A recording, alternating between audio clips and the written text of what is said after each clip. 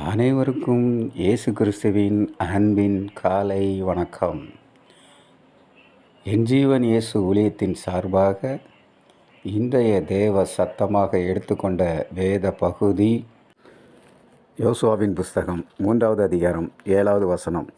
கர்த்தர் யோசுவாவை நோக்கி, நான் மோசையோடு இருந்தது போல உன்னோடும் இருக்கிறேன் என்பதை இஸ்ரவேலர் எல்லாரும் அறியும்படிக்கு இன்று அவர்கள் கண்களுக்கு முன்பாக உன்னை மேன்மைப்படுத்துவேன். ஆம், தேவனுடைய பிள்ளைகளே, இன்று ஆண்டவராகிய இயேசு கிறிஸ்து உங்கள் அனைவரையும் பார்த்து சொல்கிறார், உங்களை மேன்மைப்படுத்துவேன் என்று. ஆண்டவர் நம்மை மேன்மைப்படுத்த காத்து கொண்டிருக்கிறார். மோசையோடு இருந்த தேவன் நம்மோடும் கூட இருக்கிறார். மோசையோடு கூட இருந்த தேவன் நம்மோடும் கூட இருக்கிறார்.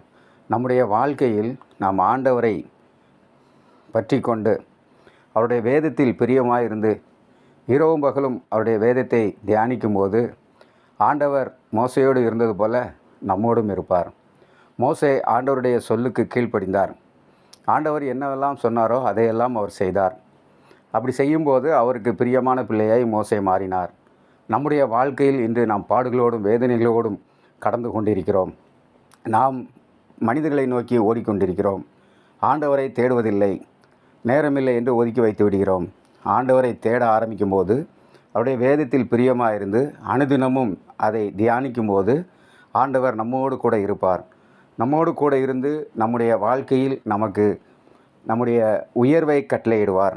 ஆகவே நாம் என்ன செய்ய வேண்டும்? ஒவ்வொருவரும் ஆண்டவரை தினமும் தேட வேண்டும். ஆண்டவருடைய வேத வசனத்தை நாம் தியானிக்க வேண்டும். இரவும் பகலும் அவருடைய வேதத்தில் தியானமாக இருக்க வேண்டும். அவருடைய வார்த்தைகளுக்கு கீழ்ப்படியும் வேண்டும். அப்படி செய்யும்போது ஆண்டவர் மோசையோடு இருந்தது போல உங்களோடும் இருப்பார். உங்கள் ஒவ்வொருவரையும் உங்கள் வாழ்க்கையில் மேன்மையாக வைப்பார். உங்கள் பிரச்சனைகள் பாடுகளிலிருந்து உங்களை உயர்த்துவார். ஆமேன், ஆமேன்.